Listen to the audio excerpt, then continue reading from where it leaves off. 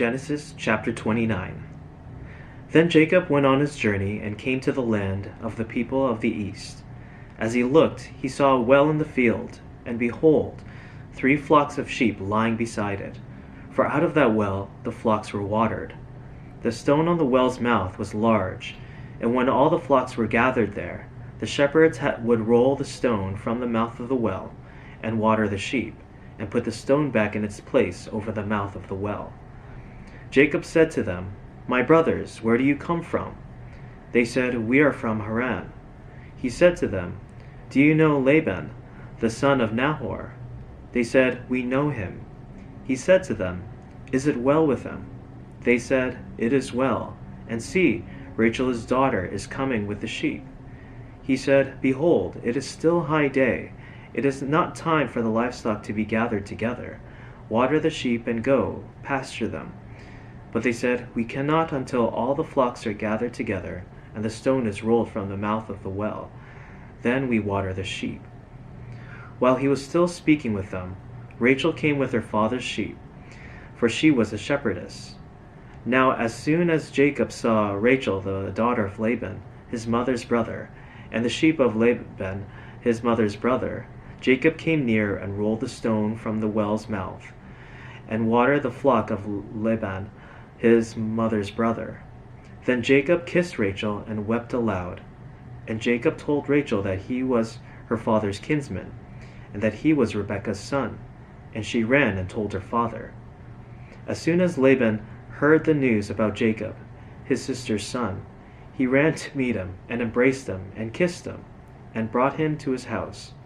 Jacob told Laban all these things, and Laban said to him, "Surely you are my bone and my flesh." And he stayed with him a month. Then Laban said to Jacob, "Because you are my kinsman, should you therefore serve me for nothing? Tell me, what shall your wages be?" Now Laban had 2 daughters. The name of the older was Leah, and the name of the younger was Rachel. Leah's eyes were weak, but Rachel was beautiful in form and appearance. Jacob loved Rachel, and he said, "I will serve you 7 years for your younger daughter Rachel." Laban said, "It is better that I give her to you than that I should give her to any other man. Stay with me." So Jacob served 7 years for Rachel, and they seemed to him but a few days because of the love he had for her. Then Jacob said to Laban, "Give me my wife that I may go into her, for my time is completed." So Laban gathered together all the people of the place and made a feast. But in the evening he took his daughter Leah and brought her to Jacob, and he went into her. Laban gave his female servant Zilpah to his daughter Leah to be her servant. And in the morning, behold, it was Leah. And Jacob said to Laban, "What is it this that you have done to me? Did I not serve with you for Rachel? Why then have you deceived me?" Laban said, "It is not so done in our country, to give the younger before the firstborn. Complete the week of this one, and we will give you the other also, in return for serving me another 7 years." Jacob did so, and completed her work. Then Laban gave him his daughter Rachel to be his wife. Laban gave his female servant Bilhah to his daughter Rachel to be her servant. So Jacob went in to Rachel also, and he loved Rachel more than Leah, and served Laban for another 7 years. When the Lord saw that Leah was hated, he opened her womb, but Rachel was barren. And Leah conceived and bore a son, and she called his name Reuben, for she said, "Because the Lord has looked upon my affliction, for now my husband will love me." She conceived again and bore a son, and said, "Because the Lord has heard that I am hated, he has also given me this son also." And she called his name Simeon. Again she conceived and bore a son, and said, "Now this time my husband will be attached to me, because I have borne him 3 sons. Therefore his name was called Levi. And she conceived again and bore a son, and said, "This time I will praise the Lord." Therefore she called his name Judah. Then she ceased bearing. Chapter 30. When Rachel saw that she bore Jacob no children, she envied her sister. She said to Jacob, "Give me children, or I shall die." Jacob's anger was kindled against Rachel, and he said, Am I in the place of God, who has withheld from you the fruit of the womb?" Then she said, "Here's my servant, Bilhah. Go in to her, so that she may give birth on my behalf. Then even I may have children through her." So she gave him her servant Bilhah as a wife, and Jacob went in to her. And Bilhah conceived and bore Jacob a son. Then Rachel said, "God has judged me, and has also heard my voice and given me a son." Therefore she called his name Dan. Rachel's servant Bilhah conceived again and bore Jacob a second son. Then Rachel said, "With mighty wrestlings I have wrestled with my sister, and have prevailed." So she named his name Naphtali. When Leah saw that she had ceased bearing children, she took her servant Zilpah and gave her to Jacob as a wife. Then Leah's servant Zilpah bore Jacob a son, and Leah said, "Good fortune has come," so she called his name Gad.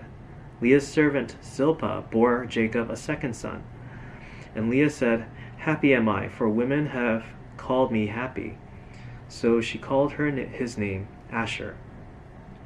In the days of wheat harvest, Reuben went and found mandrakes in the field, and brought them to his mother Leah. Then Rachel said to Leah, "Please give me some of your son's mandrakes." Then she said to her, "Is it a small matter that you have taken away my husband? Would you take away my son's mandrakes also?" Rachel said, "Then he may lie with you tonight in exchange for your son's mandrakes." When Jacob came from the field in the evening, Leah went out to meet him, and said, "You must come in to me, for I have hired you with my son's mandrakes." So he lay with her that night. And God listened to Leah, and she conceived and bore Jacob a fifth son. Leah said, "God has given me my wages, because I gave my servant to my husband." So she called his name Issachar. And Leah conceived again, and she bore Jacob a sixth son.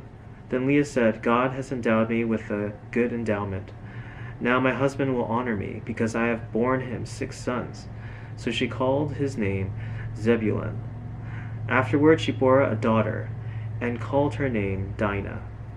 Then God remembered Rachel, and God listened to her, and opened her womb. She conceived and bore a son, and said, "God has taken away my reproach."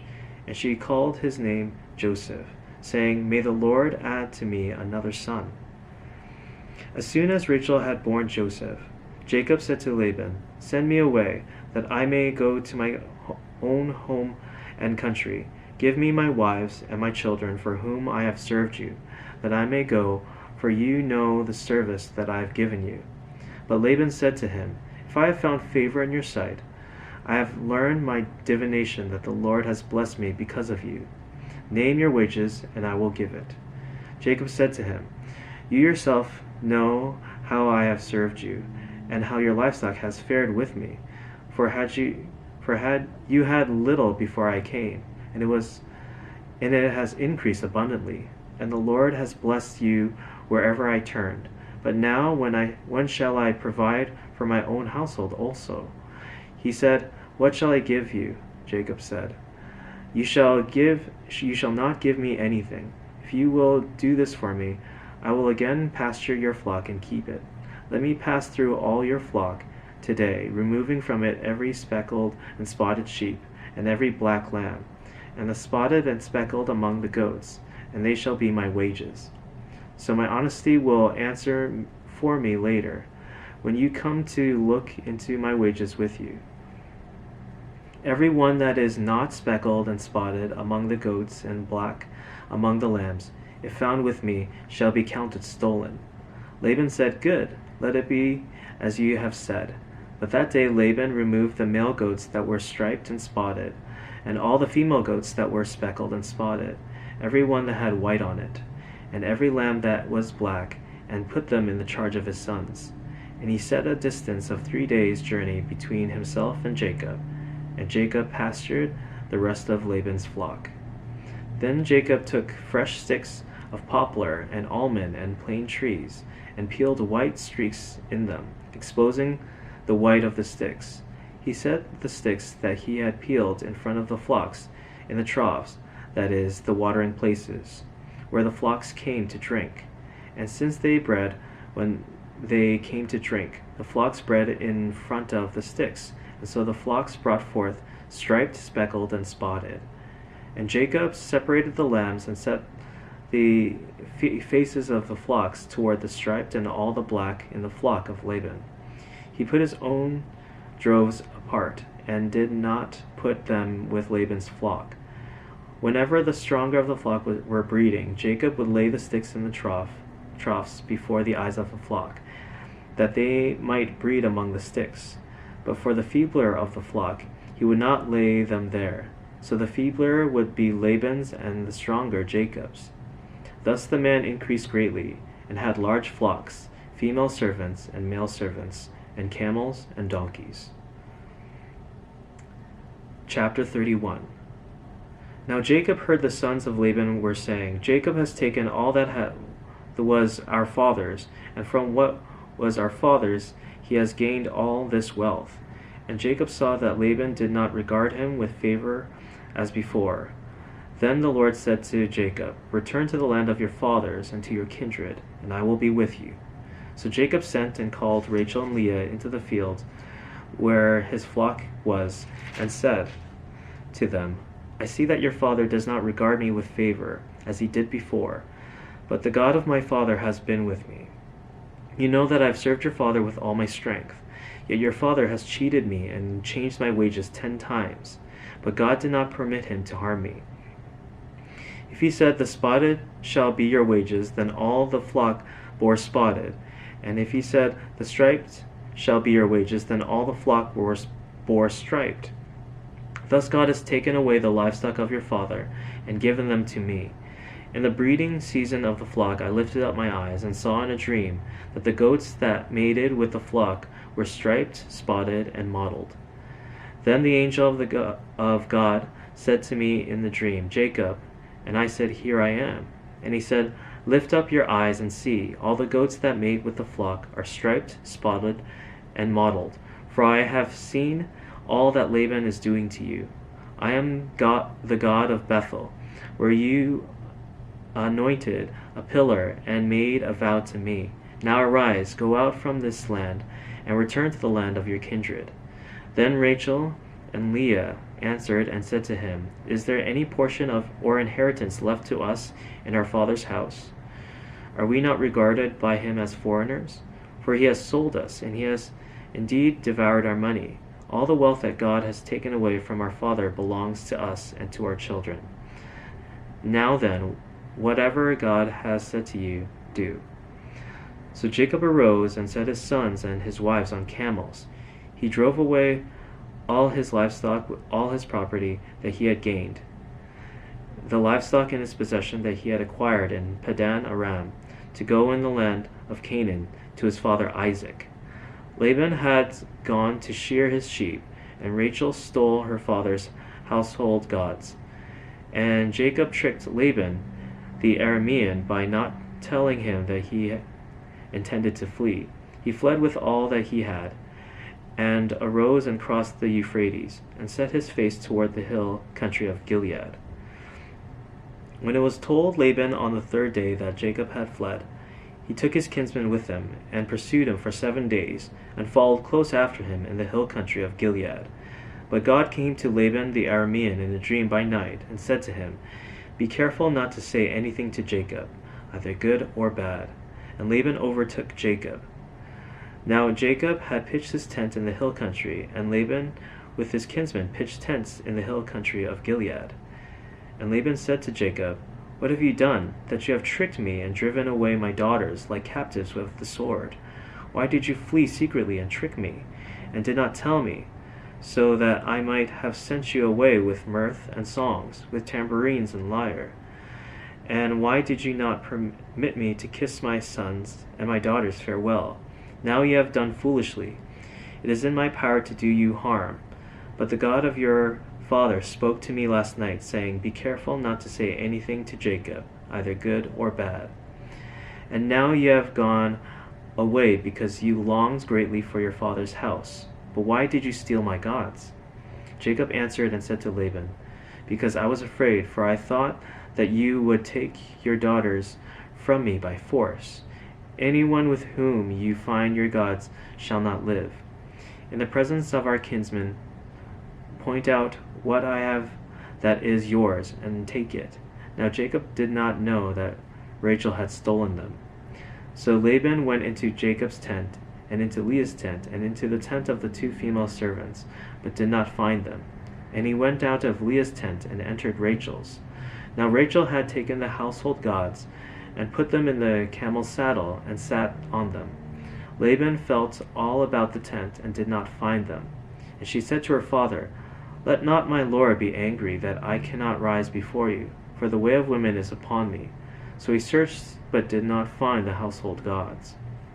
Then Jacob became angry and berated Laban. Jacob said to Laban, "What is my offense? What is my sin, that you have hotly pursued me? For you have felt through all my goods. What have you found of all your household goods? Set it here before my kinsmen and your kinsmen, that they may decide between us 2. These 20 years I have been with you. Your ewes and your female goats have not miscarried, and I have not eaten the rams of your flocks. What was torn by wild beasts I did not bring to you. I bore the loss of it myself. From my hand you required it, whether stolen by day or stolen by night. There I was. By day the heat consumed me, and the cold by night, and my sleep fled from my eyes.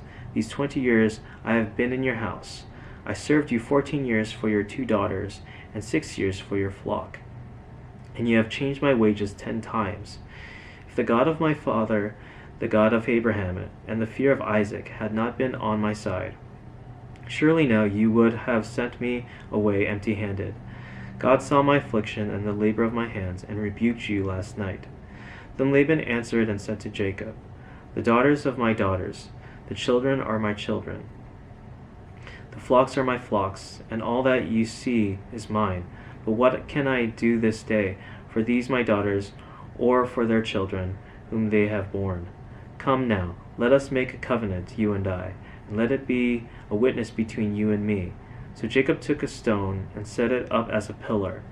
And Jacob said to his kinsmen, "Gather stones." And they took stones and made a heap, and they ate there by the heap.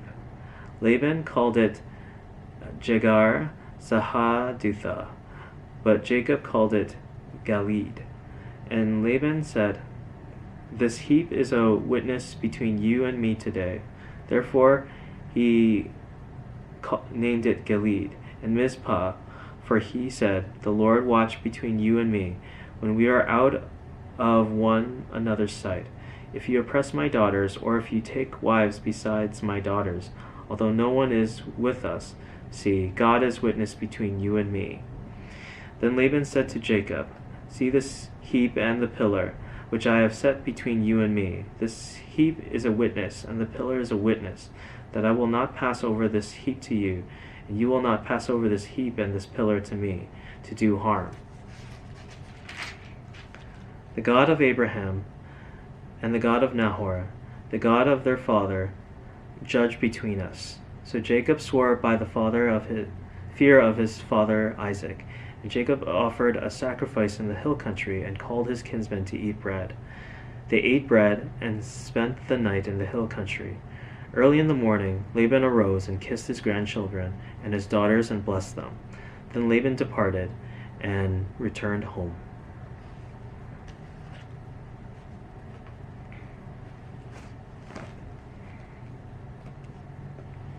Psalm chapter 9. I will give thanks to the Lord with my whole heart. I will recount all of your wonderful deeds. I will be glad and exult in you. I will sing praise to your name, O Most High. When my enemies turn back, they stumble and perish before your presence.